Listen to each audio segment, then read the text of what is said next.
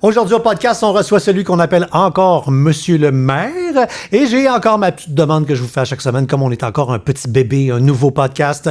Cliquez sur suivre, s'abonner sur toutes nos plateformes. Sur YouTube, on est en vidéo, sur Spotify, Apple, Google, Balado Québec. Et faites des petits commentaires et faites des étoiles, comme ça aide les algorithmes à nous reconnaître et à nous faire monter. Bon podcast.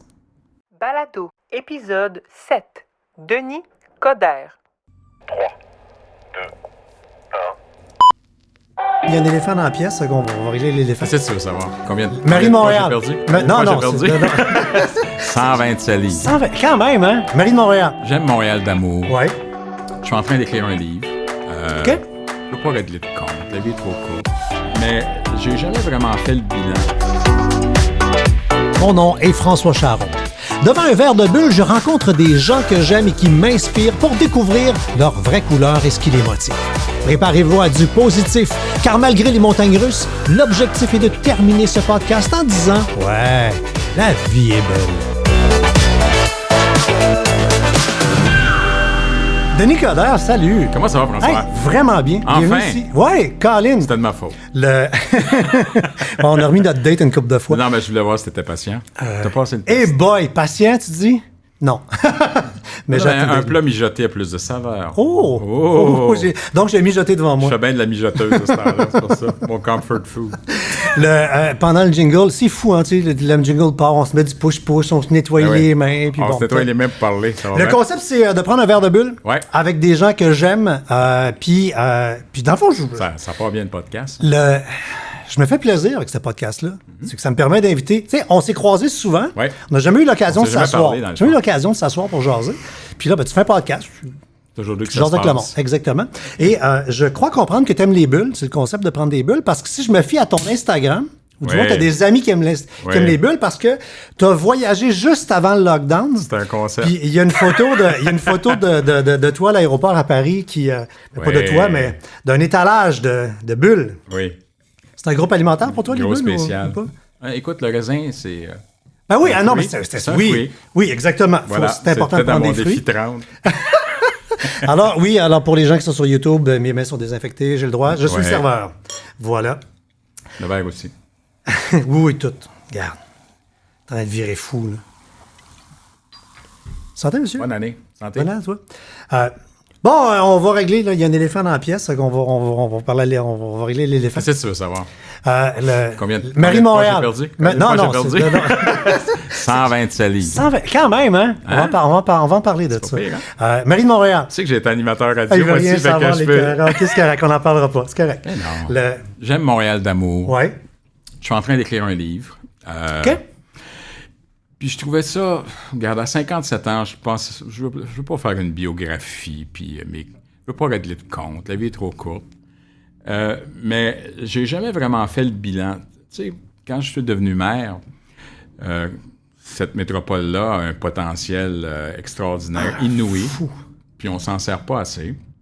Et moi, j'ai inventé un peu le concept du contrepoids, la diplomatie urbaine, parce on est une des 8 villes onusiennes. Donc, on a un rôle international. On est un point de chute. On est la porte d'entrée en Amérique du Nord.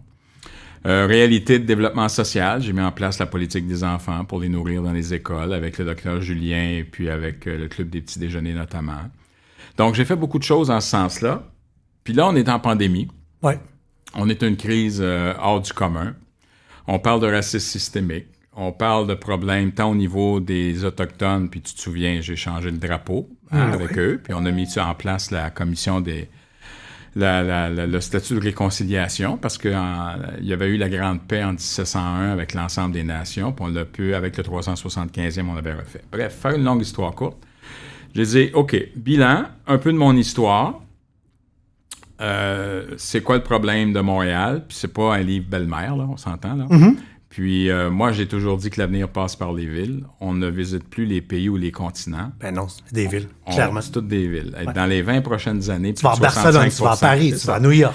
Alors, j'ai dit, je vais écrire un livre qui va, à mon avis, être une référence, qui est aussi le fruit de 35 ans de vie publique. Donc, ce livre-là, ça va être quoi? Ça va être ton programme politique pour dans 5 ans? Ou ça va être ton leg et ta Ça peut être participation? une référence, ça peut être un leg.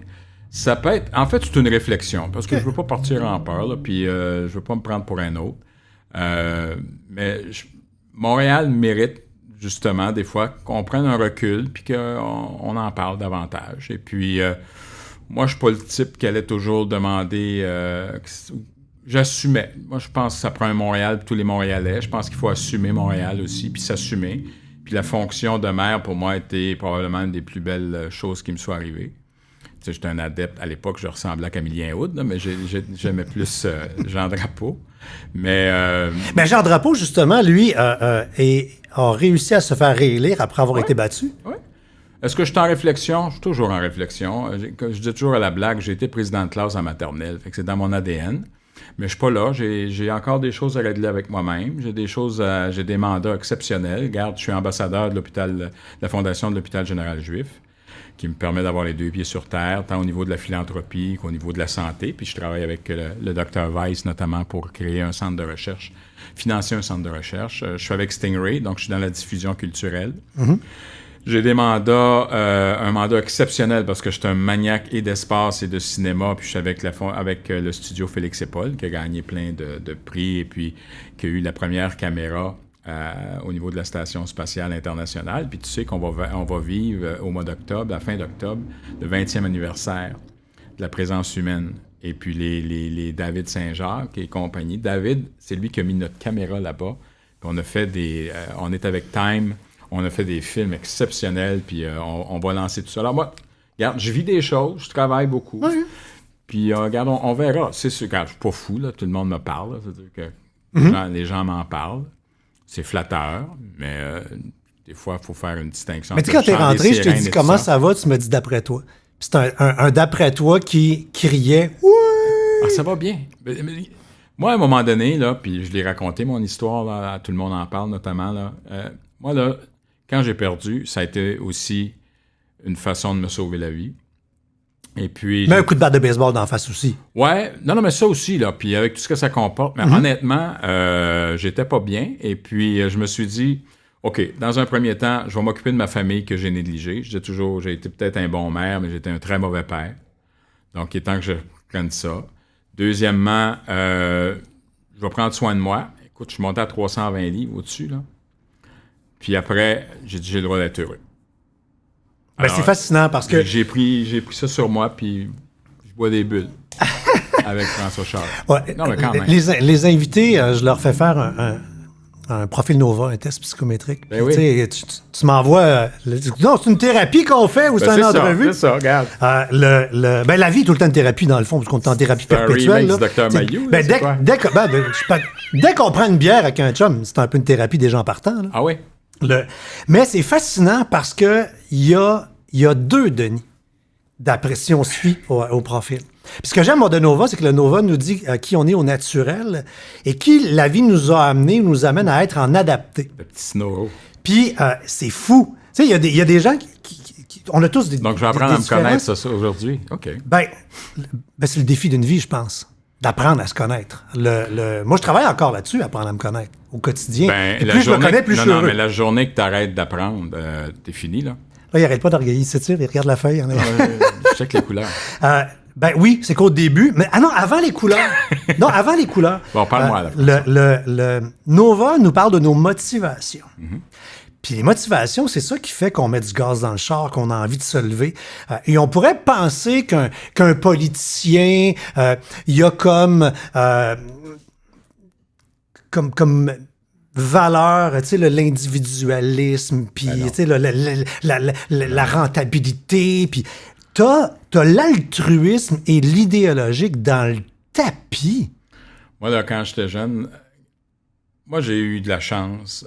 J'ai des parents exceptionnels qui m'ont donné des valeurs et qui m'ont encadré et accompagné. Parce que je dis toujours la blague avec mon ami Eric Boyko, là, qui m'a engagé, le président de Stingray. J'ai dit, toi et moi, on a un point commun. Il n'y avait pas de Ritalin dans notre jeunesse. Puis on était au tapis. Puis à la maternelle, je suis devenu président de classe, premièrement. Mais en première année, j'avais un professeur, je viens de la campagne, Saint-Alphonse de Rodriguez, dans le bout de Joliette. Ouais.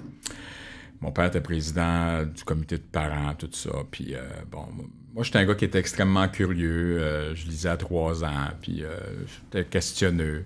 On disait à la blague, le premier maire de Saint-Alphonse, c'était un Coderre, Daniel Coderre. Le premier téléphone, c'est ma grand-mère Lano qui l'a eu. Puis moi, ben écoute, quand je dis que je pouvais marcher de la gamme, marcher en même temps, là, je pouvais écouter ce qui se passait dans le salon en même temps que dans la cuisine. Bref. Mais le professeur me demande à un moment donné, Mlle Arbour, de venir faire un poème en avant. Pas très poète, là.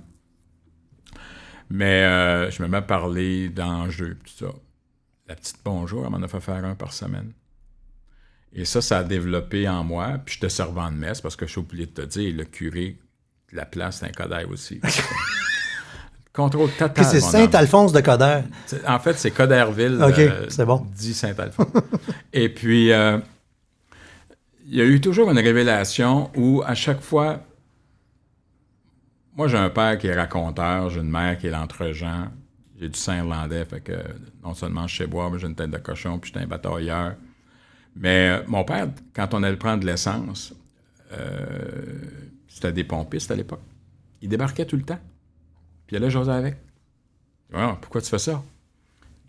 Denis, c'est important d'aller vers l'autre, il n'y a pas de saut-métier, puis c'est important de s'intéresser aux autres. Alors, l'intérêt pour les autres, quand il y avait quelque chose... Moi, j'étais président de tout, là. Fait que quand il y avait une situation... J'étais pas un athlète, mais j'avais une grande gueule. Fait que je me servais de ma gueule pour aider les autres. Donc, je me donnais un peu comme défi ou comme principe d'aider ceux qui... donner une parole à ceux qui n'avaient pas. Ben ça, l'affaire, c'est pas pour avoir ta face sur le poster, Non, c'est pour que les non, choses non, changent, puis que non. ça aille mieux. Non, mais puis... j'étais comme... J'épousais des causes. J'étais là. Il y avait un problème de ballon t'es point. l'idéaliste dans le tapis, là. J'étais là. Le défenseur de la veuve et de l'orphelin à l'école. Puis je me disais, c'est ça. Ma gueule, bon Dieu m'a donné une capacité de parler, va m'en servir. Puis, sais-tu quoi? Finalement, je voulais devenir député. Puis j'ai été président de secondaire. Écoute. Puis ça a été ça un petit peu ma vie. Puis je me rappellerai toujours, j'ai fait un an de droit parce que j'ai pas passé mes cours. Mais, sauf le droit constitutionnel, j'étais bien bon là-dedans. Puis à un moment donné, je marche. On est en 82. C'est 82, ouais. 82-83. Je marche devant le Parlement. J'ai toujours une fascination pour le Canada puis Ottawa. Puis ça n'avait rien à voir avec la question nationale. Mais là, je marche un moment donné, puis je suis devant la flamme, la fameuse flamme éternelle. Là. Moi, je vais travailler regarde, là. Puis moi, je regarde la tour. Puis je dis... J'étais un peu ambitieux. Il est chaud. J'ai dit... je vais être député, puis avant l'an 2000, je vais être ministre. Puis je me rappelais qu'à l'âge de 12 ans, j'avais... on est très tissé serré, puis j'avais une de mes tantes qui me disait toi, t'es né pour un petit pain, t'es comme nous autres. Parce que j'étais ambitieux, puis moi, j'avais toujours plein de projets. Puis c'était correct, c'était le Canadien-Français moyen qui disait ça. Fait que moi, je disais... moi, je vais faire des sandwichs pour tout le monde. Gamobali. C'était ça. Et puis finalement... mais t'avais une méchante tête de cochon parce que j'ai perdu t'as perdu trois fois. Fait que, tu sais, puis t'es un fan de baseball. Fait qu'habituellement, une prise, deux prises, trois prises retirées. Sauf qu'il y en a manche. Ah, que t'as arrêté jusque-là? Ah ouais. Et puis, non. Fait qu'il y a ça. Puis moi, je me disais, je suis sûr que dans le grand livre, je vais être soit un porte-parole, soit un représentant. Puis pour moi, c'était très noble, la politique. Puis j'avais ça dans les gènes. Puis j'étais soit maître de cérémonie dans les événements des écoles, ou bien j'étais un président X, Y, Z. Puis, mais ça a été une révélation d'une capacité d'un fils de menuisier d'avoir un mandat, la confiance des gens, puis d'être en mesure de réaliser des choses. Ça, c'était ma base. Là. Fait que, puis j'étais au primaire. Là. Puis là, j'ai grandi, puis je me suis présenté. Première fois, 88. Puis écoute, j'étais devenu président des Jeunes libéraux. Puis après le leadership, le Parti libéral était tombé sur le derrière, là, parce que c'était l'arrivée de Brian Mulroney. Moi, j'étais allé chercher tous les leaders jeunes de la course au leadership. J'ai appelé ça la coalition Coderre parce que le cœur y est, PLC, Parti libéral du Canada. Puis je suis devenu président. J'ai demandé à l'émission de Turner, Dieu son âme, il vient de mourir, puis je l'avais brassé.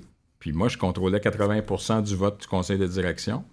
Puis je disais, non, regarde, c'est pas vrai que la loyauté, ça marche des deux bords. Fait que là, je suis parti. Puis là, j'ai décidé d'être candidat, aux grandes dames de certains. Mais je suis devenu candidat dans Joliette. J'avais vendu 1500 cartes. Puis j'ai perdu, mais c'était mon baptême. En 90, après la mort de Jean-Claude Malépart, que j'adorais, je me suis présenté dans Laurier-Sainte-Marie. Parce qu'on est dans le quartier. Il y a le centre Jean-Claude Malépart est juste à côté. Ça me rappelle des souvenirs. Là. J'en ai fait du porte-à-porte ici de Sainte-Catherine. Ouais. Et puis, là, j'ai perdu, mais il y avait Meach. Puis moi, je disais, c'était peut-être pas correct de le dire, mais je l'ai dit. La Constitution, je l'ai loin. Là. Moi, ce qui est important, on est dans le 2e pays le plus pauvre. Faut qu'on s'occupe des gens. Encore les idéaux qui reviennent, hein, ça à table. Ben moi, écoute, tes représentants, la confiance, ça se mérite, puis on te passe le pouvoir, on te le donne pas. Puis quand tu commences à penser que c'est un droit de propriété, tu tombes, t'es soit arrogant, soit... Puis là, tu vas en manger une maudite. Et puis bon, là, j'ai perdu, sauf que quand j'avais le sondage au début, Jean Chrétien m'avait demandé d'être candidat. J'ai dit oui, puis j'avais à peu près 7%. On a fini avec 22, je pense. Puis c'est drôle parce que la journée de la défaite, c'était Gilles Duceppe. Oui. Puis j'ai salué Gilles, bonne chance mon Gilles, puis depuis ce temps-là, on était devenus des amis, puis des adversaires coriaces, mais pas des ennemis. Ça brassait, puis même, t'as vu, quand j'étais à la mairie, il m'a appuyé. Fait que... Quand je disais qu'il y a deux Denis... Ben, il y a un personnage, non, mais les motivations... Il y a une perception Coderre. Oui, mais ce que des profils comme Nova ressortent, c'est comment on peut s'adapter à la vie. Puis à la base, tu regardais les couleurs, t'es clairement un gars jaune. Jaune, c'est avoir envie d'influencer. Non, mais c'est le plaisir, influencer. Le côté communicatif, un peu comme ton père, arrête à la station de service. Sans se prendre au sérieux, puis raconteur. Il fallait te voir aller dans tes années de mère, où, je veux dire, je sais pas combien de mains t'as serré, à combien de gens t'as parlé. C'est ça qui est le pire. Mais... Oui, ça doit être tough, hein? Ouais. Quand t'as le jaune aussi fort que ça. Je vais m'acheter du stock de Purel, je pense. À la bourse, ça doit être bon. Mais, à la base, t'es un jaune-vert. Ça veut dire que toi, là, t'es tourné vers l'humain. C'est le relationnel qui est le plus important par-dessus tout. La tâche, ça arrivera en deuxième. Mon côté poune. Puis, mon public. Puis ce qui est surprenant, c'est que tu as le rouge relativement bas, à 21. Ce qui veut dire que dans la vraie vie, là, toi, tu cherches à éviter les conflits. De nature, c'est pas ça.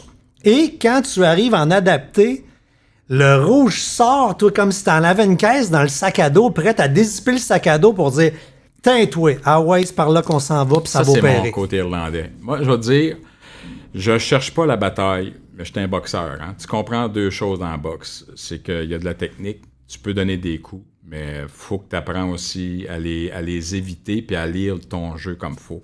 Mais que moi, je suis un gars extrêmement décisif. Moi, là, quand c'est plaster d'école, tu gosses pas. Après, tu tires dessus, là. Puis tu sais, j'étais coach de football, je disais short-term pain, long-term gain. Fait que, regarde, puis c'était sûr. Mais tu parlais de mijoter en ouverture. No pain, no gain. Tu vas réfléchir, tu vas là, puis quand tu fais go, on y va.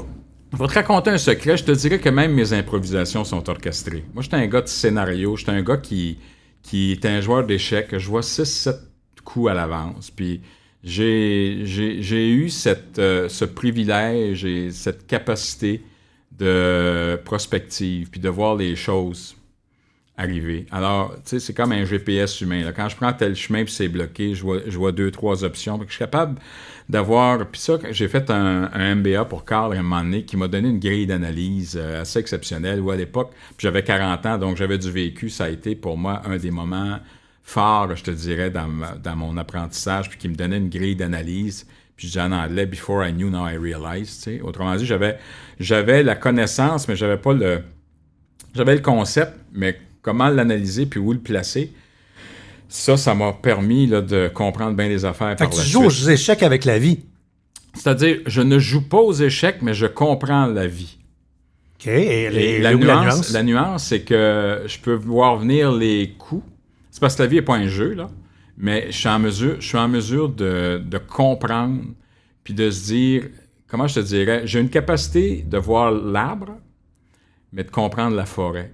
Parce que des fois, il faut que tu regardes l'arbre, mais si tu ne prends pas ton recul puis tu ne comprends pas la forêt, tu vas peut-être perdre l'essentiel ou tu vas te mettre dans le trouble. Alors, ça veut dire que je ne chercherai pas le conflit, mais je refuserai jamais une bonne bataille. Ça veut dire que quand, à l'époque, évidemment, j'ai eu mon lot de situations comme maire avec les syndicats, je les ai confrontés, puis j'ai bu le vin jusqu'à la lie. Je veux dire, j'ai pas... Quand puis tu dis, ah ouais, tu veux te battre? Ben, regarde, j'ai ce côté-là aussi que dans des temps de crise, je vais garder mon calme et puis je vais avoir cette capacité de confronter, d'affronter, mais d'avoir aussi une position de recul dans le sens où je vais avoir des capacités d'option puis de saisir le message au même moment. En même temps, c'est fascinant de voir à quel point il y a tous les gens qui ont l'idéologique fort sont non négociables sur cette chose-là parce que c'est un idéal. Tu peux pas me toucher là. Tu arrives à Montréal, tu parlais, des gens qui avaient moins de place. Un des premiers gestes, ça a été, c'est quoi ça, des affaires anti-itinérants, calvaire, pas m'arracher ça? Tout de suite. Non, mais il y a c'était des pas, on choses... va faire une commission, on va jaser, on va réfléchir. Non, mais ça va faire, les commissions. Ça veut dire, oui, il faut réfléchir, là, mais à un moment donné, c'est assez. Là. Puis moi, regarde, j'ai toujours eu comme principe que quand j'allais avoir quelques mandats que ce soit, ceux qui n'ont pas de problème, quand ça va bien pour certains, ils n'ont pas de problème. C'est pas pour eux autres que tu travailles. Tu travailles pour ceux qui peuvent avoir du trouble puis qui vivent une situation. Mais j'avais toujours dit, pour donner de la richesse, pour distribuer la richesse, il faut toujours la créer, mais il faut qu'on ait des mesures équitables. Et moi, j'ai toujours été très, très, très sensible. D'ailleurs, tu vois, tantôt, avant d'arriver, là, je parlais avec des itinérants. Moi, regarde, à chaque année, à Noël, je vais à la Maison du Père à la messe de minuit, puis je vais jaser avec eux autres, la rue des femmes. Je suis porte-parole pour Dans la rue. Father Pops, écoute, à l'époque, je mangeais ses roteux, il était bien bon, là, j'en mange plus, mais... mais c'était cette capacité d'atteindre l'autre. Puis, tu juges une maison à son solage. C'est pour ça que je suis fier d'être un fils de menuisier. Puis, j'ai toujours à la blague, dans l'histoire des 3 petits cochons, là, c'est la maison de briques qui a résisté au vent. Ça te prend des briques, il faut que tu les mettes une par une, il faut que tu prennes le temps, puis le ciment avec tout ça. Puis, tu vois, il y a des choses que je trouve inacceptables. On peut pas tout régler, mais j'aime mieux des regrets que des remords. Tu parlais de Montréal, je pense qu'un point qu'on a en commun, c'est un amour indéfectible pour cette ville-là. Alors, j'ai la chance d'avoir voyagé pas mal dans ma vie. Ouais. Puis à toutes les fois que je me retrouve ailleurs, je me fais tout le temps, inévitablement la même réflexion. C'est que Montréal, c'est hot. On est-tu bien, hein? On est bien, c'est beau, puis cette ville-là, j'ai tellement envie de la mettre dans une soucoupe volante, d'y mettre du gaz puis de la faire exploser. Là. J'ai l'impression qu'elle stagne, puis avant toi, là. J'ai l'impression que ça fait comme 25-30 ans que Montréal a besoin de « Hey, gang, on se met ça à la gang pour pousser le char. » l'électrique, mais ça, c'est une autre histoire. Mais je te dirais sérieusement, François, c'est que c'est un secret de moins en moins gardé. Là. Puis le fait... Moi, je remercie le ciel, en quelque part, puis ça va être bizarre, mais d'avoir passé par le fédéral avant de passer au municipal. Parce que, ordinairement, dans la tête des politiciens, une promotion, c'est de commencer conseiller municipal puis de finir député. Oui, absolument. Et ministre. Moi, j'ai... mon père politique, c'est Jean Chrétien. Jean, c'est le petit gars de Shawinigan. Moi, je suis le petit gars de la région de Joliette. Puis, on avait le même côté chat de gouttière, là. Et ce gars-là a pris une chance. Moi, je ne suis pas un gars d'establishment. Là. Je dis toujours à la blague, il y a du monde du salon. Moi, je suis dans la cuisine. Puis, j'ai dit, vous ferez de la boucane tant que vous voudrez, là, mais quand vous allez avoir faim, le frigidaire et le poêle, c'est moi qui l'ai. Puis, j'ai toujours été agraire dans ce sens-là, puis très terre-à-terre. Puis ça, c'est mon côté Coderre. On est tous de même. Là. Et le fait d'avoir appris, Écoute, j'ai été ministre des Sports. Au début, c'était drôle parce que j'avais été vice-président de la commission Mills sur l'avenir du sport au Canada. Puis ça, c'était gros parce que c'était le sport amateur et professionnel. Ah ouais. On a tous vécu. Mais c'était tellement populaire qu'il y avait tellement de camions micro-ondes à la conférence de presse que le popcorn sautait tout seul. C'était assez exceptionnel. Mais fort de tout ça, je suis devenu ministre des Sports. On a appliqué 85% de ce rapport-là. Je faisais jusqu'à 800 événements. Je suis devenu chum avec tous les cardés, tous les athlètes d'élite, les Alexandre Despatie de ce monde, avaient tout mon cellulaire, puis on se parlait continuellement. T'aimes ça quand ça marche? Non, mais c'était cool. Après, il y a eu les événements du 11 septembre qu'on a vécu, puis on était presque en cabinet de guerre, puis j'étais ministre junior à l'époque, puis là, le premier ministre m'appelle, puis il dit « Tu vas devenir ministre de l'immigration ». Je prends 2 secondes parce que ça, c'est une anecdote qui est savoureuse. Là, ça devient un ministère névralgique, là. Ben, non seulement c'est névralgique, mais watch-moi bien aller. Fait qu'on commence, il m'appelle. En fait, je reçois un appel d'un ministre qui venait de perdre son ministère, qui était en maudit. Puis il m'appelle. Bon, il se met à sacrer, puis il dit bon, il y a des appels, là, je viens de perdre le mien. Bon, c'est un siège éjectable, ça, je te dis, c'est un privilège. Fait que là, le téléphone. Coder, oui, c'est chrétien. Ah, c'est lui qui appelle direct. Oui, quand t'es ministre, c'est lui qui appelle. OK. Quand tu fais des tests, il appelle son chef de cabinet. Fait que, ou pour les mauvaises nouvelles. Sauf s'il y a un lien proche. OK. Alors, il m'appelle. Il dit, bon. Il dit, tu voulais être ministre senior, toi, là? Je dis, ouais. C'est quoi? Je t'avertis, c'est tough. Il dit, c'est quoi? Il dit, il y a bien du monde qui sont cassés la gueule avec ça, là. C'est quoi? Il me titille. Il dit, t'es-tu vraiment sûr? Il dit, ah, c'est quoi, là? Fait que là, il dit, ministre de l'Immigration. J'ai dit, quoi? Puis là, j'ai dit, qu'est-ce que je fasse? Je savais, là, j'avais quelque chose en tête. Il dit, je sais pas, c'est le seul ministère que j'ai pas eu. Ça, c'était la blague. Ça, c'est le pince sans rire, l'autodérision. Puis là, ben, on est d'un commun accord, on dit, garde, puis tu vas voir que ça ressemble beaucoup à ce qu'on vit aujourd'hui. Il dit, je veux pas que le Canada, la frontière, devienne un mur. Je veux que ce soit une porte qu'on contrôle. Puis t'es là pour protéger les valeurs canadiennes et les valeurs universelles. Parce qu'il y avait cette menace-là. Ben, hey. Parce que nous, on abritait des terroristes, puis là, c'était à cause du Canada. Puis la passoire, puis tout le kit. Puis c'est là que j'ai développé le concept du vivre ensemble, l'équilibre entre l'ouverture et la vigilance. On en parlera plus tard. Mais c'est là que tu as vraiment appris à danser le ballet à des niveaux... Moi, ça, c'est une fonction internationale. Puis il faut comprendre, là, exemple avec la Chine, les deux postes les plus importants sont parfois dans l'ordre suivant, le ministre de l'Immigration puis le premier ministre, et vice-versa. C'était international, c'était de la sécurité, parce que moi, j'étais aussi, parce qu'on l'a splitté entre-temps, le ministre en charge de tout ce qui était mouvement au Canada. Okay. J'étais membre ad hoc du cabinet antiterroriste, parce qu'oubliez pas que ça avait pété. Puis on savait pas si c'était pour répéter partout. Voilà. Puis... Non, c'est clair. Moi, j'avais un pouvoir et une cote de sécurité au même niveau que le premier ministre. Puis écoute, c'était des choses qui étaient très sérieuses. C'était aussi les certificats de sécurité que je signais avec le solliciteur général sur des individus. Comment on sent quand on se fait donner des responsabilités aussi grandes? Tu sais, on reste toujours Denis Coderre. On reste un humain. Fait que quand on rentre chez nous le soir, puis on fait « Shit, c'est ça que j'ai, là. C'est ma job. » C'est-tu le moment, puis je reviendrai après les autres éléments, parce que ça va expliquer pourquoi au niveau municipal, c'est que moi, le premier moment d'extase, c'est après à ma 4e élection. Je t'ai élu. Oui. Je m'assois dans la Chambre des communes. Puis là, je regarde autour de moi, puis j'écoute le silence. Je suis tout seul. J'ai dit, je représente, je suis une personne sur les 308 à l'époque qui représente la population. Mission accomplie. Et c'est là que quand j'ai dit qu'on jugeait une maison son solaire, j'ai dit, le reste qu'on va me donner, c'est des responsabilités autres qui additionnent. Ta job, avant tout, c'est d'être le représentant de ta population. Le député. Le poste le plus important d'un ministre, c'est d'être député. OK? C'est à cause du parlementarisme britannique. Le reste, c'est soit du grévé ou des responsabilités qui vont parfaire tes capacités pour être cet acteur réel de changement. Il y a des gens, par cynisme ou par raison, qui disent que les ministres n'ont pas beaucoup de pouvoir. Y en ont-tu, du pouvoir? Ouais. Moi, je pense que...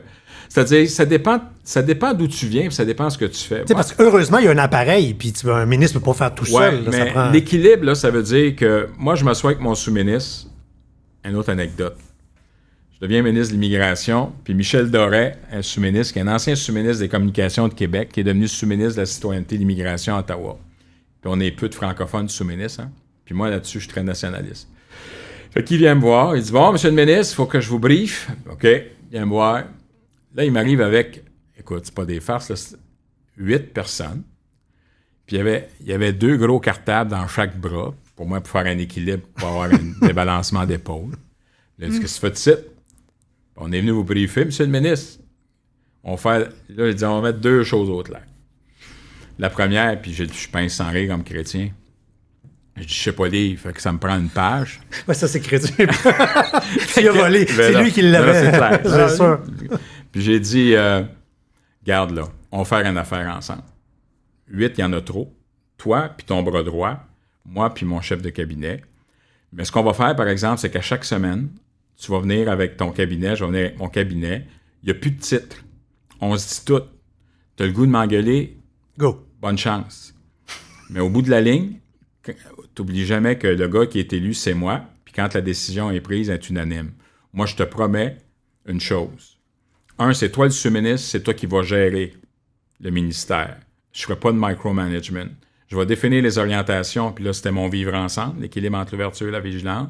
J'avais fait mon débat sur la carte d'identité nationale parce que je trouvais qu'il y avait des vols d'identité et tout ça, puis le Canada ne contrôlait pas ni les entrées ni les sorties. J'ai manqué de temps, je suis devenu ministre autre par la suite. Et puis, mais j'ai dit, ce moment-là va être privilégié, puis moi, je te jure, je vais aller rencontrer tes 75 000 employés, puis on va travailler ensemble.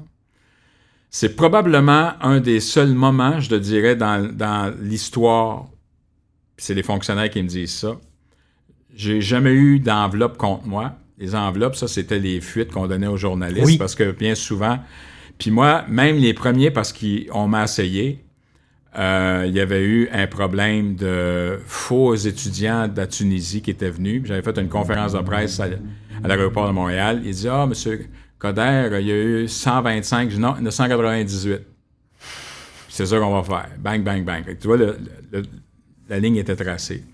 Et puis, Michel Doré est devenu un ami, un allié, un homme exceptionnel, au point où, à un moment donné, on était tellement proches que le greffier de la cour du conseil privé l'appelle, puis il disait « Écoute, tu travailles pas pour le ministre, tu travailles pour le conseil privé. » Il dit « Ah, c'est pas ce que j'ai lu dans mon contrat.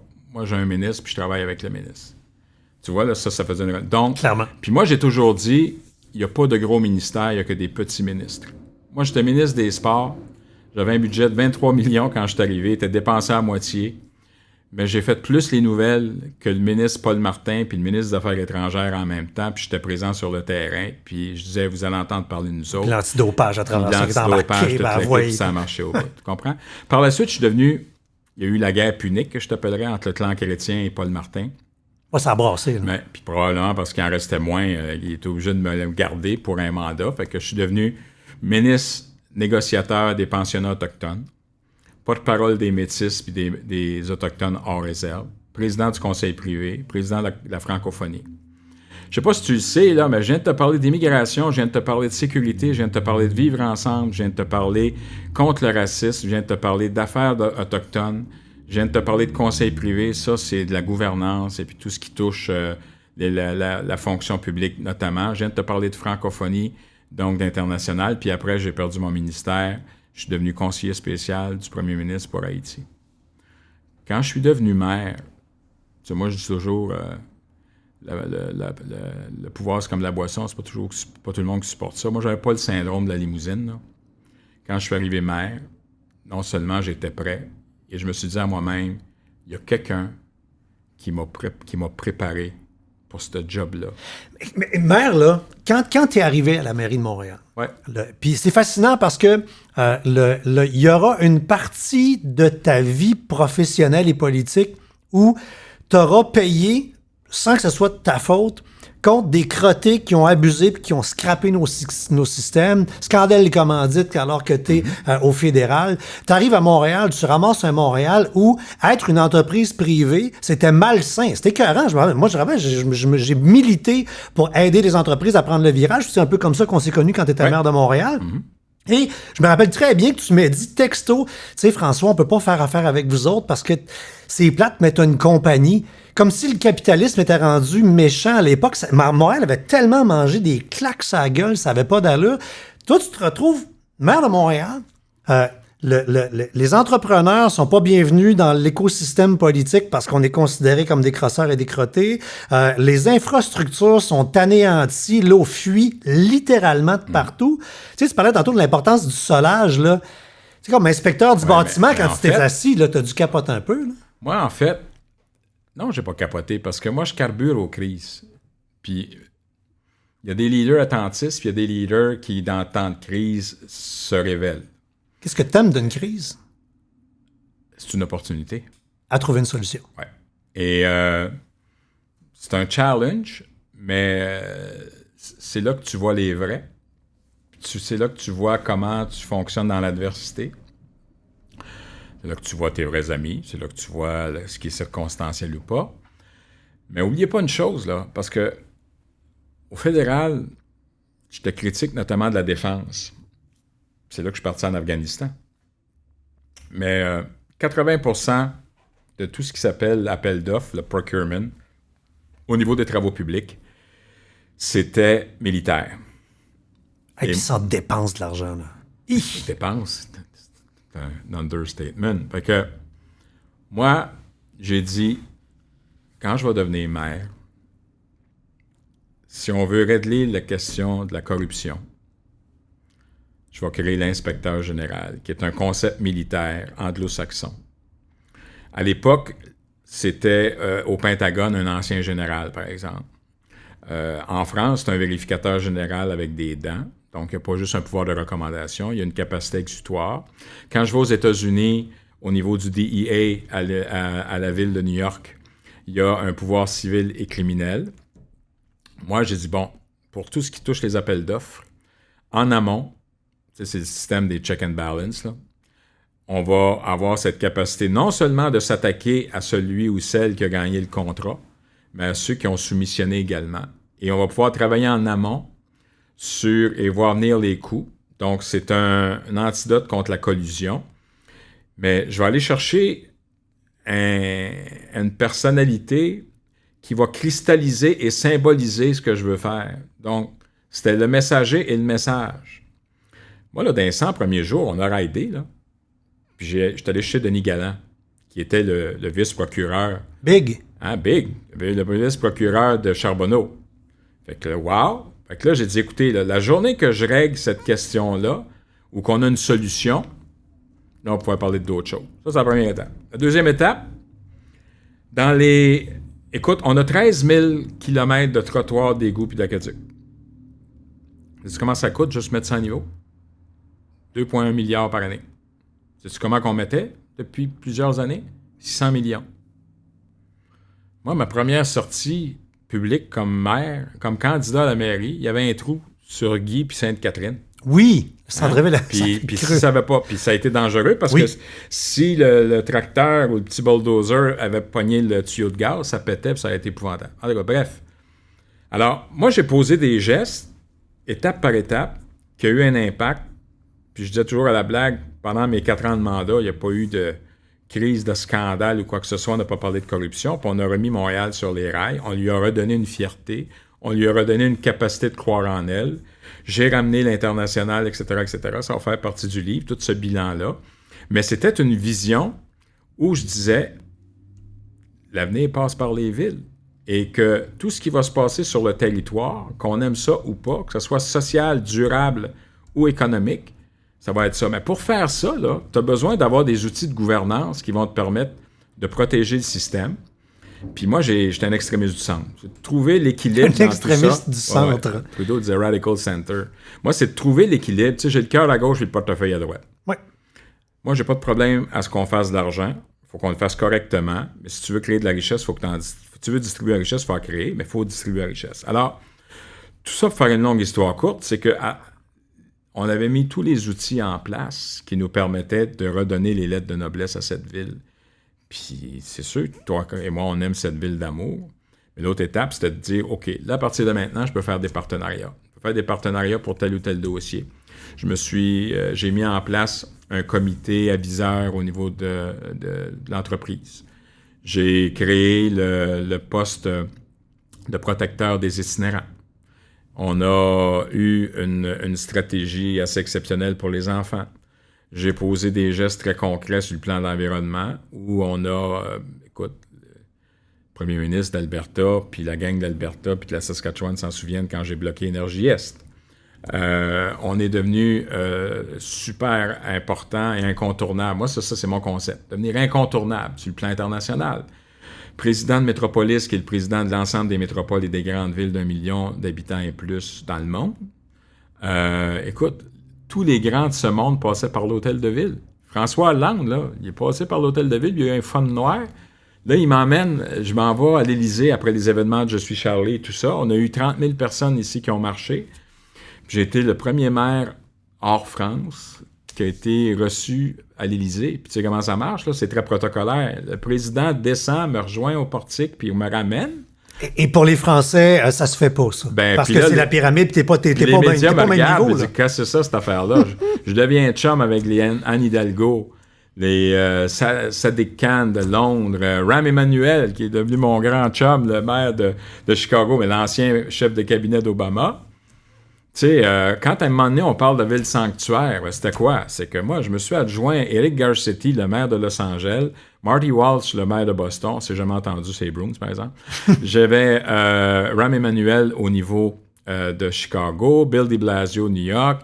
J'avais Anne Hidalgo de Paris, j'en avais d'autres, Berlin, tout ça. Puis on a fait la notion de contrepoids. On s'est pogné sur la question de l'immigration. Le premier geste que Trump a fait, c'était quoi? C'était d'aller à la cour. Puis nous autres, on a les villes, toute la gang, on y a tombé sa tomate. Puis j'avais mon grand chum, qui est encore mon chum, John Tory, le maire de Toronto. Puis on s'est mis à travailler. L'autre élément qui est important, c'est qu'on a créé... Comment on crée la richesse? C'est qu'on a amené des investisseurs étrangers. Alors, j'avais Montréal International. J'avais Philippe Rainville, le président de l'aéroport de Montréal. J'avais Sylvie Vachon pour le port. J'avais Tourisme Montréal, Yves Lalumière. Michel Leblanc de la Chambre de commerce. Puis là, j'ai dit, écoutez, on va faire un deal. Là. C'est la gang de la droite, là. La gang des représentants de ce qu'ils représentaient. Là. Puis là, non, mais tu disais, le portefeuille à droite et le cœur à gauche. Fait que tu as tous les organismes communautaires. L'élément économique. Oui. OK, appelons ça comme ça. Parce que si tu n'as pas de cash, tu ne peux pas financer tes affaires à gauche. Parce qu'oublie pas que j'ai été aussi dans l'économie sociale. Oui. Avec le maire, malheureusement, qui est décédé, là, qui s'est suicidé, de Séoul. Alors, regarde, là, je leur ai dit, vous faites trop de missions, vous autres. Là. On va en faire une, là, puis je vous annonce, c'est moi le diplomate numéro 1. Je mange pas toute la tarte, même si je suis gros, ça va m'écœurer, fait que je vais vous en laisser. Chacun va avoir son morceau, inquiétez-vous pas. Puis j'ai dit, on part. Le flag sur le hood. Oui, monsieur. Ça marche. J'arrive à Shanghai, c'est le 30e anniversaire de nos relations, qui était parti notamment par Jean Drapeau. Fait que là, je dis, c'est Jean Drapeau? Ouais, mais t'as Pierre Bouc aussi qui était très proche. Et puis Jean Doré. Et je dis au maire, on a bien du fun. Puis on a cette... Tu sais, quand t'es maire, là, tu te prends pas au sérieux. Il y a le protocole prend le bord assez vite, là, surtout quand le Maotai est là. Fait que là, je dis au maire, je dis, en tout respect, chers collègues, j'aime beaucoup les pandas et les fleurs. Ça vous tente-tu de parler d'économie? Je dis, savez-vous quoi? Il manque une affaire ici, là, puis on a tout ce qu'il faut. Ça prend un vol direct Montréal-Shanghai. Denis, t'as raison. Là, il y avait l'aéroport. Je dis, regarde, moi, j'ai la gang de l'aéroport ici, là, puis j'ai la gang de l'aéroport de Shanghai. Parlez-vous. On se parle. Les négociations, 2 mois plus tard, 14 mois plus tard, Colin Rovinescu, le président d'Air Canada, avait son corridor. Parce que c'est pas Air Canada qui décide qui y va. C'est plus compliqué que ça. En fait, c'était le gouvernement chinois qui décidait des corridors. Ben oui. Hein? Fait que, puis, les gens doivent comprendre qu'en politique, premièrement, je démontrais que Montréal était un gouvernement de proximité, puis on s'entendait bien.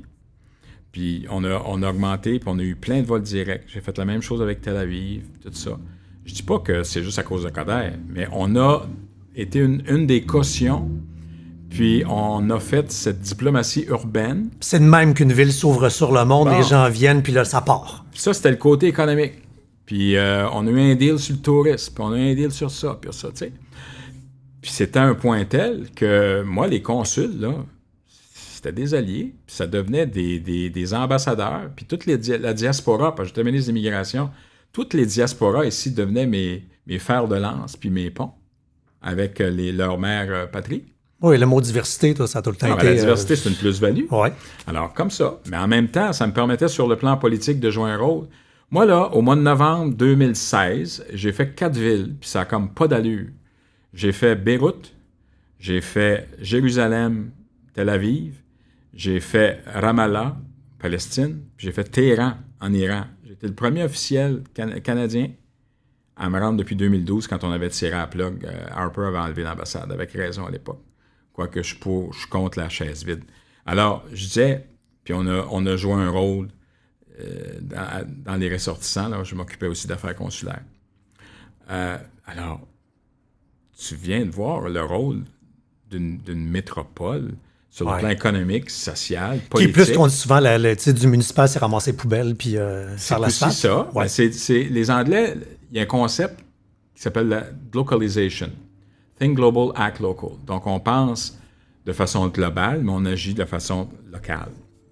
Et quand on a eu la COP 21 en 2015, Anne Hidalgo, qui est ma grande chum, puis mon nouvel ami, qui est François Hollande et compagnie, là, la COP 20, là, à Copenhague, il y avait une vingtaine de maires. Là, on était 1000. Puis ça donnait mal parce que le représentant de l'Afrique, le maire de Dakar, le secrétaire de CGLU, qui est le regroupement des unités locales, était mon allié. J'avais le maire Pailleur, à l'époque, qui était le maire de Bruxelles, qui représentait l'Europe. J'avais Anne Hidalgo, qui était la mairesse de Paris et la présidente de C40, qui sont les 40 grandes municipalités, villes et cités comme Montréal sur la question environnementale. Puis on travaillait avec Mike Bloomberg en passant. Et j'avais mes amis nord-américains, puis d'Amérique latine également, et d'Asie. Puis moi, j'étais président de Métropolis. Les 1000, on a posé un geste important où on a dit aux grands de ce monde, c'est bien beau les gouvernements nationaux, là, mais c'est tous nous autres votre poignée avec ça. Là, parce que c'est nous autres, effectivement, qui ramassent les poubelles puis qui fait le compost et tout ça. Alors, si vous ne le faites pas, nous, on le signe l'entente. On le fait. Fait que tu t'imagines-tu la formidable pression que ça donnait? C'est ça de la diplomatie urbaine. Mais tu sais, ça est là. De l'autre côté, tu sais, je parlais de ramasser les poubelles. La réalité, c'est que quand t'es maire d'une ville, t'es collé sur des réalités. Et beaucoup de gens disaient, quand venait le temps de la réalité, ils disaient « Ah, il est show-off, Coder! » Post Canada, ils ont décidé de mettre... Ah ouais? Rappelez aux gens, là, Post Canada a décidé, dans le temps qu'ils voulaient couper les facteurs, ils ont décidé qu'ils ont mis des boîtes aux lettres sur le terrain de la Ville de Montréal, donc c'est un envahissement de territoire. C'est pire que ça. Le président m'a menti. J'ai le président à côté de moi qui dit « Oh, Mr. Coder, Mr. Mayor, don't worry. We won't. On va se parler avant, puis blablabla. » Puis c'est pas juste une question de Montréal, d'une municipalité. J'avais le maire de Sarnia, puis mon chum... non, mais c'est de l'envahissement de territoire, là. Non, mais carré. Puis que ça, le gars s'en va dire... Bah, écoute, les boîtes communautaires, c'est normal, puis les personnes âgées, ça va leur faire du bien de sortir. Comment ça va leur faire du bien de sortir? La marchette, ça marche pas tout le temps. Non, mais question de sécurité, puis toutes les ramifications, puis l'urbanisme, puis écoute, là, tu te promènes là, sur Saint-Denis, puis ces coins-là, là, c'est encore pire aujourd'hui. Puis tu essaies d'avoir accès à, là, tu t'imagines-tu, les boîtes communautaires, puis le soir, il fait noir de bonne heure, puis... Post Canada qui charge 10$ à une PME pour livrer un paquet au Québec, mais qui a un deal avec les Chinois qui leur chargent 1$ le paquet, pas moi pas, là, tu sais. Alors, la nuance est la suivante. C'est que j'apprends qu'il y a une dalle de béton qui est au parc Lance-à-l'Orme, qui est coulée. Dalle de béton. Mm-hmm. Puis c'est un journaliste qui me dit ça. Il dit, ah ouais? Puis on est 11h le matin. J'ai dit, 4h30, rendez-vous là parce qu'il va y avoir quelque chose qui va se passer. On appelle chez Joe Letou. Fait que j'appelle puis là, c'est chez mon chum, ben des chums aujourd'hui. C'est chez mon ami Jim Bass, le maire de Pierrefonds-Roxborough. Il y a Benoît Doré, qui est le président du comité exécutif, qui me suit. Et puis, j'ai dit, bon. Puis là, je m'habille comme il faut. Les capes d'acier, tout le kit. Puis, on a sorti le marteau-piqueur. Fait que là, puis là, écoute, c'était l'enfer, là. Tout le Canada était là. Les camions micro-ondes, je revivais le rapport Mills. Un maire fait un geste illégal? Ben, en fait, il était légitime parce qu'il n'y avait pas de logo dessus. Fait qu'en n'ayant pas de logo, ce n'est que du ciment que je détruis. Puis j'ai dit, t'as pas demandé la permission, toi? Il n'y a pas de permis. Voilà. Fait que par la suite, j'ai mis une belle couche de terre noire, mon homme. La fougère pousse, c'était magnifique. Fait que j'ai dit, je vous annonce que ça va être un enjeu électoral au fédéral, ça. Puis Peter Trent capote. Parce qu'il avait commencé, lui-ci, le maire de Westmount, le maire de Sarnia. Je dis, lâchez-vous lousse. C'est devenu un enjeu. Quand il faut aller se déo. Non, c'est pas vrai. Ben, non, c'est pas vrai, mais il y a aussi, tu sais, tu veux pas que les gens aient la langue de bois. Ben oui, j'en mettais plus que le client demandait. Mais je disais toujours à la blague, moi, je suis votre antidote contre la page blanche. Puis on faisait toujours 2-3 conférences de presse par jour, puis on se répétait pas.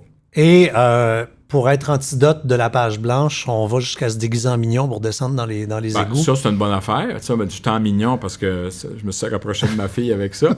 Mais écoute, il y a un problème majeur. C'est parce que c'était une crise qu'on vivait à ce moment-là. C'était intense. C'est pire que ça, là. Je veux dire, on était en train... Si on faisait rien, tous les systèmes de grillage, parce que c'était une place où on devait faire un dépôt à neige, ça a été condamné. Les grilles étaient restées. Puis là, ça se désagrégeait parce qu'écoute, 150 pieds de profondeur, c'est un immense égout. Ça va directement jusqu'à l'usine Marcotte. Si tu fais ça, ça veut dire que les grilles vont détruire les convoyeurs. Et là, à ce moment-là, tu vas avoir un déversement incontrôlable. Fait que j'ai dit, on n'aura pas le choix. On va faire un déversement contrôlé. Mes scientifiques et les responsables nous disent que l'hydrologie permet de récupérer. Il y a eu plein de démagogie à ce sujet-là. Ouais, c'est Montréal qui a envoyé sa marde à Trois-Rivières pas Québec. Entre-temps, Trois-Rivières a envoyé sa propre marde. Oui, fait que seulement. Ceux qui parlaient de la marde, là, en parlant de marde. Mais la réalité, François, c'est que c'était un geste qui était responsable et qui était incontournable. Puis pourquoi être descendu dans le trou? Pourquoi? Parce que j'ai dit, moi, là, il y a des gens qui travaillent 24 heures sur 24 puis qui méritent notre respect. Je vais aller voir moi-même. Je vais emmener une caméra, puis donc les médias vont le voir. Et puis, je vais y aller. Bien, on est passé de 8 milliards à 5 milliards. On a sauvé plus de 36 heures de travail parce que les gens étaient crainqués. Ils ont dit, hey, même le maire vient nous voir. Fait que c'était ma façon de les remercier puis de les encourager. C'était tellement grave, là, que je pouvais même pas avaler. C'était tellement contaminé que tu pouvais même pas avaler ta propre salive parce que tu te contaminais. Et tout de suite après, ben là, tu as eu des médias qui étaient en maudit parce que je leur ai pas parlé. Je dis, regarde, je peux bien vous donner... C'est pire que la COVID, là. Moi, je peux vous donner une belle accolade, mais vous allez être malade pour 3 semaines, je vous avertis, là. Fait que je suis parti tout de suite, fait que ça a choqué, puis ça a donné des images, mais regarde. Parce que tu n'avais pas fait de point de presse, puis que tu n'avais pas genre voilà. Que tu savais que tu étais toxique, fait que tu c'est sûr qu'à grosseur que j'avais de l'air d'un gros mignon, puis je trouvais que les couleurs matchaient pas mal avec les mignonnes, mais j'ai dit, ma fille aime les mignonnes. Tu sais, t'es pas un gars qui fait les choses à moitié. Quand tu étais au pouvoir à Montréal, à un moment donné, tu travaillais 7 jours sur 7. Mais tu étais partout. Ouais. Mais vraiment, tu sais, l'expression être partout, puis t'étais partout. Marie-France Bazot m'appelait l'omnimaire. J'ai fait 7 à 8 événements par jour. C'était 7 jours par semaine. J'arrivais à 6h15. Je faisais mon bicycle. J'ai arrêté entre-temps parce que j'ai eu un problème de santé. Et puis je partais à 11h30 le soir. Bon, il y a peut-être des raisons où j'avais pas le goût de retourner à la maison, mais néanmoins, comme dirait l'autre, j'étais passionné, là. Moi, m'asseoir dans ce bureau-là qui me parlait, là, les boiseries, c'était le bureau de Jean Drapeau, c'était le bureau de Camillien Houd. Les maires ont passé là. On avait une vue magnifique sur Montréal qui te prédisposait à la réflexion, puis tu avais l'impression que tu ressentais Montréal dans toutes ses formes. Et c'était des moments exaltants pour moi. Puis, tu sais, je travaillais, puis je lisais, ou bien j'allais sur le terrain, puis... le dimanche, j'allais faire ma tournée des arrondissements. Je faisais comme Jean. J'avais mon émission de télévision, puis je répondais aux questions. Puis, je dis, regarde, 1, c'est un siège éjectable. 2, j'ai mis ma santé là-dedans, là, mais quand j'étais en maudit, je prenais une marche, puis j'allais à la plage Jacques-Cartier, puis je jouais avec le monde. En vrac, on va resserrer les réponses, ça fait quasiment 1 heure, pas que le monde nous lâche. Ben oui. Partez pas, c'est bon. Le meilleur son vient. T'as une baguette magique et tu téléportes Montréal dans 15-20 ans. Qu'est-ce qui est réalisé? Qu'est-ce qui est fait?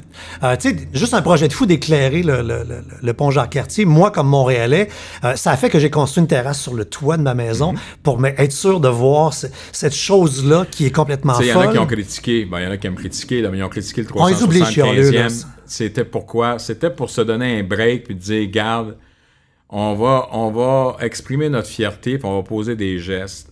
On a dit qu'on a dépensé beaucoup d'argent. Non, on a mis beaucoup d'investissements au niveau des infrastructures. L'argent de l'élimination du pont Jacques-Cartier, c'était un don notamment du gouvernement canadien sur les 10 prochaines années. On sert la Moment Factory pour faire le Super Bowl. On peut s'en servir, nous autres aussi? Absolument. Ben voilà. Fait que là, qu'est-ce qu'il y a de fait dans 20 ans? Montréal, la rue Sainte-Catherine avec des trottoirs chauffants, puis il n'y a plus de neige. Ah ouais, puis c'est sûr qu'il va y avoir des trottoirs chauffants. Mais j'espère qu'il va y avoir de la neige encore, remarque. Mais à part ça, il y a quoi à Montréal? Moi, je pense que Montréal va devenir un point de chute incontournable. On était, désolé John Tory, on était sur une lancée où on redevenait le point de chute, puis l'élément moteur. Tu sais, moi, j'ai fait un événement avec John Tory, puis c'était une première. On a fait une mission commerciale ensemble avec la communauté juive en Israël. Puis j'ai dit, écoute, on a de l'argent, t'en as plus que moi. Moi, je suis international, toi, tu l'es moins. Mais les deux ensemble, ça va être une formidable force. Il m'appelait le grand fromage, John. Mais c'est là qu'on a réalisé puis qu'on a vu que dans les deux solitudes, quand on travaillait ensemble, je disais toujours, tout seul, on va plus vite, ensemble, on va plus loin. Et ce mix de tout ce que je vous ai expliqué depuis le début, avec ces concepts-là, faisait en sorte que c'était un peu le retour des cités-nations. Et que autonome, ça ne veut pas dire indépendant. Là. Ça veut dire que si on est une locomotive, regardez, donnez-nous des rails, puis inquiétez-vous pas, on peut tant créer... tu sais, j'ai créé une maison des régions ici. Donc, oui. on peut créer un marché pour le Québec, un marché canadien, un marché international. T'aimes pas Trump? Pas de problème. Tu vas aller aux États-Unis, passe par Montréal. Tu sais, les Nations Unies, on est une métropole francophone qui est extraordinaire. On a des capacités d'atteindre des marchés, notamment pour la francophonie. On se dit, garde, la francophonie, c'est pas juste la France. Puis nous, contrairement à eux autres, on te regarde dans les yeux. Oui. On n'a pas de passé colonialiste. Absolument.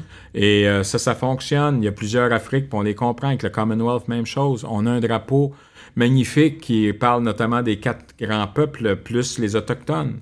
Donc, on a cette capacité, tant sur le plan local, régional, de nation en nation, de jouer un rôle prépondérant qui va créer cette richesse. C'est vrai que quand on s'y arrête, Montréal a tout pour être une plaque tournante où... Il faut y croire. Absolument. Ça prend un allumeur de feu. 1, tu refais tes infrastructures. 2, tu fais de l'électrification des transports. 3, tu deviens un chef de file en économie verte. 4, tu as un rôle à jouer. Moi, je crois beaucoup à la notion... tu as la politique de ta géographie. Alors, on a une... Puis donc, ça vient aussi dans la gestion du territoire. La CMM peut jouer un rôle, la communauté métropolitaine de Montréal peut jouer aussi un rôle exceptionnel, tant sur le plan des transports.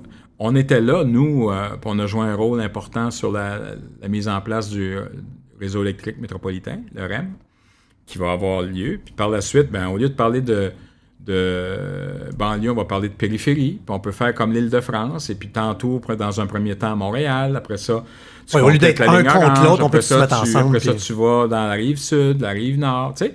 Donc, les Anglais disent « You are what you want to be ».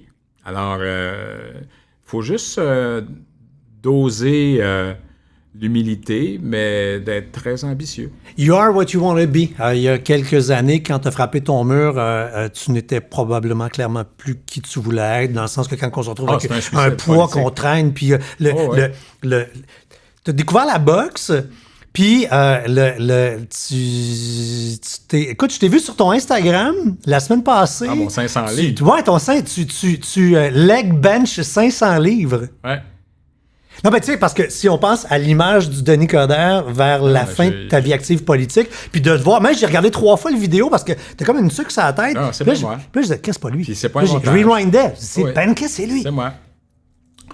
Hey, 500 livres! François, je te dirais, ouais, mais là, j'ai un défi de 600, là, je travaille là-dessus, mais ils ont fermé le gym. Shit. Tu sais que t'es drôle. Moi, j'ai fait de la boxe quand j'étais ministre des Sports. Mais pourquoi je ris? C'est parce que quand on a fait le rapport Mills, c'était le sport amateur puis le sport professionnel. Puis oublie pas, il y a eu la grosse crise quand John Manley a mis de l'argent pour les équipes de hockey professionnelles. La marde chose, ça a reviré de sauce, c'était l'enfer. Puis moi, je disais toujours à la blague, John Manley a eu le courage de ses convictions puis il a mis de l'argent dans le sport professionnel. 48 heures après, puis Chrétien était furieux. Il dit « Jamais eu d'appel tant de ma vie à Shawinigan pour cette affaire-là. Faites de quoi? » Il a tiré à plat. Fait que j'ai dit « John Manley a du courage d'avoir écouté puis retiré. » Mais Là, tout le monde m'attendait. J'étais le ministre des Sports. Puis moi, j'avais aucun problème. J'avais travaillé pour la question des expos. J'avais travaillé pour la question du sport professionnel, tous les sports, le sport olympique et tout le kit. Mais là, puis moi, j'étais un pince sans rire, puis j'étais un gars qui était assez flamboyant, puis qui était toujours dans un scrum et tout ça. Fait que là, tous les médias m'attendaient, moi, là, à Rideau Hall, quand je suis devenu ministre des Sports. Fait qu'il a dit « Ah, M. Coderre, qu'est-ce que vous faites pour le sport amateur? »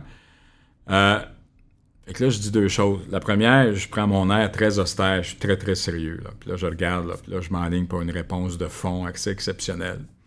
Alors, je dis, alors, mesdames et messieurs, je voudrais vous annoncer solennellement que la première priorité des priorités, la première chose que je dois faire, qui est essentielle pour le ministre des Sports, parce que ça fait la première fois en 8 ans qu'il y a un ministre des Sports, c'est de perdre du poids. C'est ça ma promesse. Là, ils me regardent, ils sont tous crampés. Je peux avoir du fun, là. J'ai dit, gars, vous voulez me parler du Canadien? Là, ils jouent comme des amateurs. C'est pour ça que je suis ministre du sport amateur. Mais c'était de perdre du poids. Fait que ta promesse, tu l'auras tenue 24 ans plus tard. Non, mais c'est-à-dire, non, j'ai maigri à l'époque. Quand tu regardes ça, j'étais beau bonhomme. J'avais maigri. J'ai engraissé. Mais la boxe, pour moi, ça a toujours été un pouvoir exutoire. Et puis, moi, Ali Nestor, Ali les Princes de la rue, c'est un homme extraordinaire, c'est un phare, c'est un guide, c'est une vieille âme qui était dans une gang de rue puis qui s'en est sorti, qui est un exemple extraordinaire de résilience. Qui a aidé plein de monde. Puis il vient d'écrire un livre là, qui va paraître le 21 octobre, là, qui s'appelle Petit Prince de rue. Et j'ai écrit sa préface. Et il m'a sauvé la vie, ce gars-là. Puis je suis retourné à la boxe. Puis la boxe, c'est quoi? C'est une arène. Tu te bats, ça dure 12 rounds, puis tu te mets en forme. Puis écoute, 127 livres plus tard, ben voilà. Tu t'es entraîné, mais as-tu fait du combat? Ben oui, je fais du sparring. Je fais. Non, mais je parle du combat pour gagner, là. Ding ding. J'en ai pas fait encore, mais on a fait du combat de pratique. Mais regarde, moi, là, par exemple, là, je commence avec 15 minutes de tapis roulant. Après ça, je fais 55 minutes d'arène, de sac, puis de shadow boxing et tout ça. Puis on finit avec 20-25 minutes de musculation. Puis je finis avec mes 4 sessions de 30 setups en biais, puis mes 25 push-ups. Écoute, avant, j'avais de la misère à en faire un. Clairement. Un gars entêté, dans le bon sens du terme, qui décide d'aller jusqu'au bout. En terminant, je riais quand je faisais la recherche sur toi, il y a quelques temps, printemps, tu as participé à Juste pour rire, le truc avec les deux filles le soir, genre de chat un peu grivois. Puis là, j'étais pas là. Tu sais, puis il y a pas beaucoup de gens qui étaient là. Fait que je fais aller mes espions. Je dis, bon, mettons que j'aurais été présent lors de ce chat-là. Qu'est-ce que j'aurais appris de crunchy sur Denis Coderre? Puis en fait, j'étais ambidex. Ah ouais? Non, mais il a dit dans le confinement, il dit, t'es tout seul, oui, qu'est-ce que t'as appris? Qu'est-ce que t'as appris du confinement? J'étais ambidex. Mais, ce qu'on a appris aussi, c'est que sous tes allures de tough, je te donne la réponse texto qu'on m'envoie. Ah! C'est un lover! C'est un lover romantique. Il ne pas ses jouets, puis il veut que les filles soient heureuses. Oui. Non. Je suis pas un gars de jouets, là. Moi, je suis pas de l'artificiel, là. Adulte des plastique. façons d'avoir du fun tout seul, là, mais... Non, mais ça, c'est un beau moment parce qu'à un moment donné, il y a Geneviève Gagnon, qui est une humoriste, et puis Mélanie Couture, qui font... parce que pendant le confinement, c'était soit Instagram ou bien Facebook en direct. Puis moi, ben, j'étais un weareux, fait que je check tout, puis... Geneviève, c'est une amie. Fait que là, je regarde ça, puis moi, j'ai du fun, je crache leur affaire. Je rentre tout le temps dans leur affaire. Puis à un moment donné, ils parlent de 2 filles le matin. Je dis, pourquoi vous faites pas 2 filles le soir? C'était le concept. Ouais. Fait que là, Juste pour rire embarqué. Puis moi, j'ai fait des numéros à Juste pour rire. J'ai fait plusieurs. Oui, clairement. J'ai fait les Denis de Rolette. J'avais même participé à un moment donné à Sister Act, Rock and None, là, la comédie musicale. Puis à la fin de Pape, c'est moi. Là, fait que le problème, c'est qu'à la grosseur que j'avais, il y avait une trappe qui était petite. Fait que j'étais capable de rentrer. Donc, je me vois sortir, mais pour rentrer, j'ai eu de la misère un peu. Il fallait qu'il graisse les bords. Non, c'est pas vrai. Et puis moi, j'étais un pince sans rire. Puis, sais-tu quoi? Ce que j'aimais de Mélanie, qui est une humoriste, mais une sexologue, je trouvais que c'était important de dire les vraies affaires puis de profiter de l'occasion. Évidemment, ils ont mis un peu de piquant avec Alex Perron et tout ça. C'était juste drôle, mais on a parlé sans filtre. Puis c'était juste drôle. Cool. Ton Instagram... Change-les pas. Ah non? OK. Non. Parce que ton Instagram, c'est mère DC _MTL. Ouais, je l'avais fait à l'époque. Ben, écoute, c'est comme le BC qui m'appelle Monsieur le maire. Qu'est-ce que tu veux que je te dise? Tu seras toujours Monsieur le maire. Aux États-Unis, d'ailleurs, ils respectent toujours Mr. President. Comme honorable. Moi, je suis honorable Denis Coderre, je suis membre du conseil Mais ce qui est privé. fascinant, pareil, c'est que je m'amusais à refaire la recherche, puis je fais comme, il a juste été là 4 ans. Ouais. Puis on a l'impression que il y a eu le règne de Denis Coderre. C'est pour ça que je suis parti, j'ai perdu. Il trouvait que j'étais là depuis trop longtemps, mais c'était rien que 4 ans. Mais sais-tu quoi? Puis ça, je trouve ça le fun, parce que je trouve ça, en quelque part, c'est plus que gentil, c'est comme, j'ai le mot anglais, excusez, là, c'est friendly, là. Le monde, quand je me promène, là, ils disent ou bien « Salut Denis » ou « Monsieur le maire ». Ouais. Puis c'est naturel. Puis ça veut dire qu'en quelque part, il y a quelque chose qui reste. Et quand, sous le ton de la camaraderie, ou bien, c'est sûr que je suis un gars polarisant, puis je laisse pas personne indifférent, mais cette relation presque intimiste avec les gens, naturelle, d'une notoriété certaine, là, les gens te reconnaissent, là. Au début, ils me checkaient parce qu'ils disaient « Il est bien maigri, es-tu malade? » Puis on ne le reconnaît pas, là, mais... je prends souvent des marches dans le Vieux-Port, puis les gens m'arrêtent, puis on jase, puis... moi, j'ai toujours carburé à ce contact-là avec les gens. Je trouve il y a quelque chose de fun d'apprendre de l'autre, puis juste, tu sais, je parlais des itinérants tantôt.